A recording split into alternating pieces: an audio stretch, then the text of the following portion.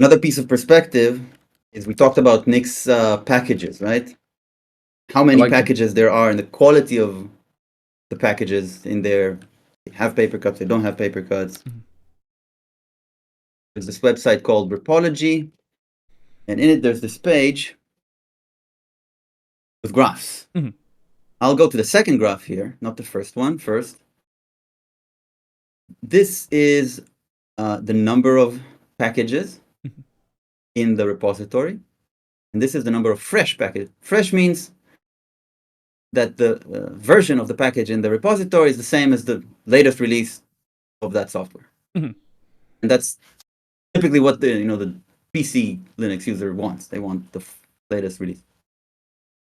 So here we can see, for example, the Fedora curve, various versions of Fedora, what packages they have. Here's Ubuntu. It's quite clearly a leader of a number of packages and also how fresh they are. And all sorts of other distros. His homebrew over here, not very impressive, is OpenSUSE around here. And most distros they don't have a great number of packages and they're not very fresh. Right. Where's Arch, I wonder? Oh. Here's an Arch one. Oh, yep. Here's an Arch one, 32. Usually the AUR an Arch is one. pretty high up there. Arch, that's the Arch user repository? Where? Yeah, it's like... I'm not sure I'm seeing it. Anyway, and this is a zoomed in. Sorry, this is zoomed in onto main cluster of repositories. That's what this graph is. Why? Because if we scroll to the first graph, the real graph, complete graph, we see that Nix packages puts them all to shame. Sorry for the... That's pretty much what it does. Right. In the number of packages, even the Nix packages stable 2111. I don't even know how that works. How does Nix packages stable 2111 have a greater number of fresh packages? Well, it's a number of fresh packages. That kind of makes sense. It doesn't mean that the set of packages that the PC Linux user would care about are fresher than Ubuntu or Arch. Right. Oh no, on something like Arch, there's a lot of packages which probably should be in the main repos, which are relegated to the AUR, like random drivers for little things and stuff like that. Yeah, exactly my point. I don't know if I know this graph well. Well, in the sense I've seen it a lot.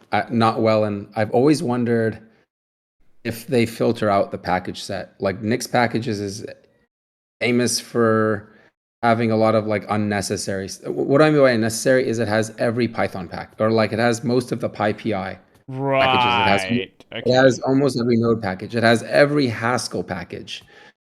True, Debian and all these other ones also have Python packages to some extent. So that part might have some similarities, but they've done it for every language.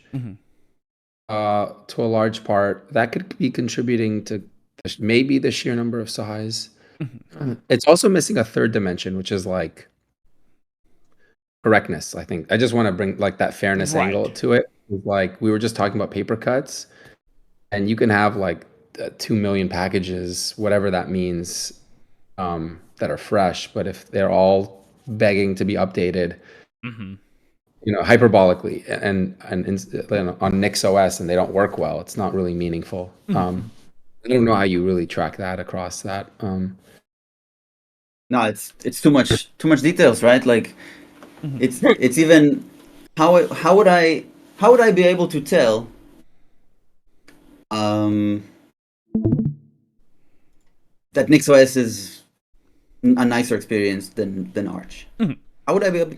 And I'm very particular. I have my Sway window manager currently. I want to switch to Hyperland. I have a very specific set of programs that I use. I have my own notification thingy. But even a GNOME user I set up GNOME for my wife on her computer using NixOS. How do I know that GNOME experience is nicer than these things take research. Mm-hmm. But what I do know is that I enjoy great benefits. And we can talk about them, we can showcase them, I can demonstrate them. I think it's not a fully objective way to verify it, but I think a good rule of thumb on the quality of the packages is your experience using Nix, because you're both fairly active, you know, in like with Nix.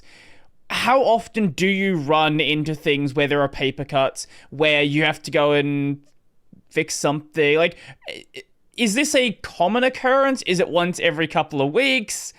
Multiple times a day? Like, what are we dealing with here? Well, yeah, here's from my Git history. This, did I share here? Mm-hmm. I set up auto login. I bumped the inputs. Just launched Sway using key binding. No, but Don, you should answer like this is. You have.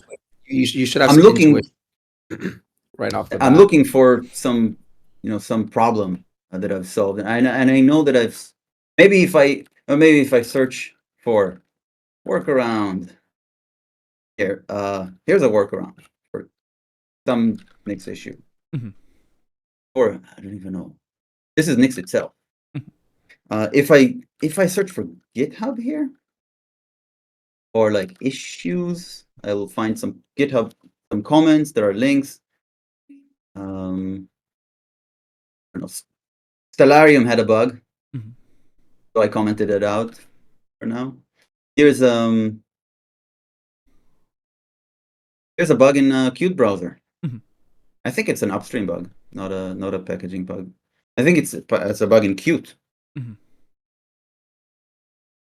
I think it's sometimes there are things.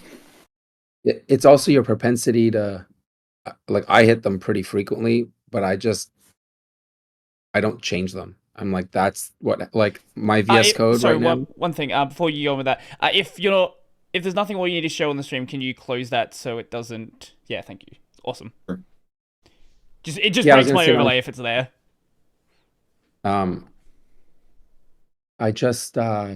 I get used to the thing, and it's like your capability to be okay with like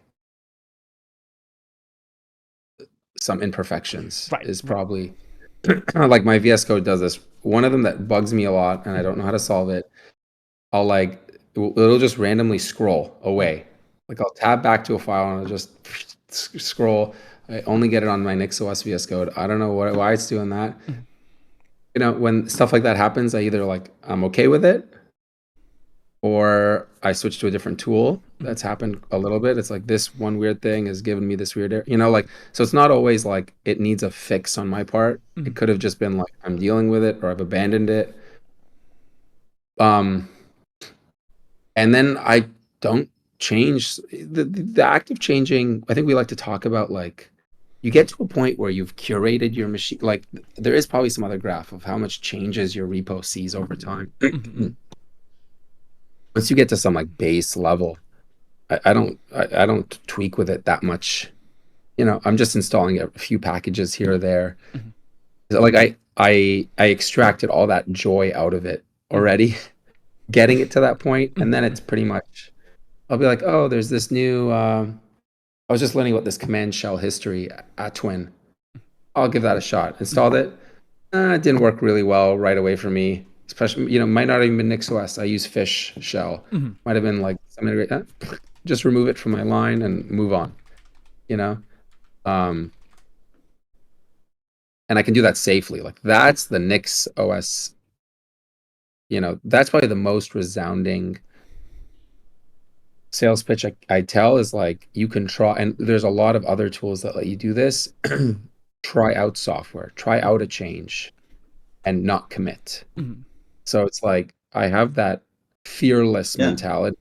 I might have a lot of paper cuts, but I'm like pretty fearless about the change. Right. Like I might see a snippet from Don's infra and I could probably like copy the line. Oh, I want to try whatever he's doing. Like I want that monkey banana click thing. Try it. Crashes everything. I don't know why. Okay, remove it. I'm back to like exact, I'll say 99% exact same because some programs can write state, but for the most part, it's fearless. And that part's great.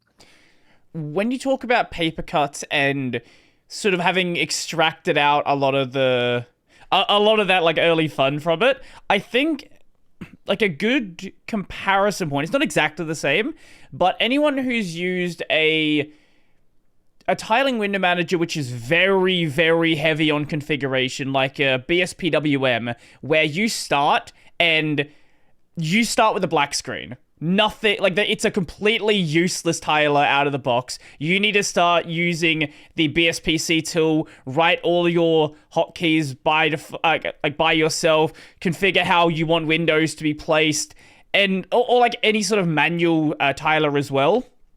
Where it's weird and it might be very strange to someone who doesn't know your system, but once you have it at a point where you're happy with it, even if there are still problems, you know what the problems are. You know how to navigate around those problems so they don't get in your way. But if someone else used your system, they would immediately realize, oh, how do you live with this?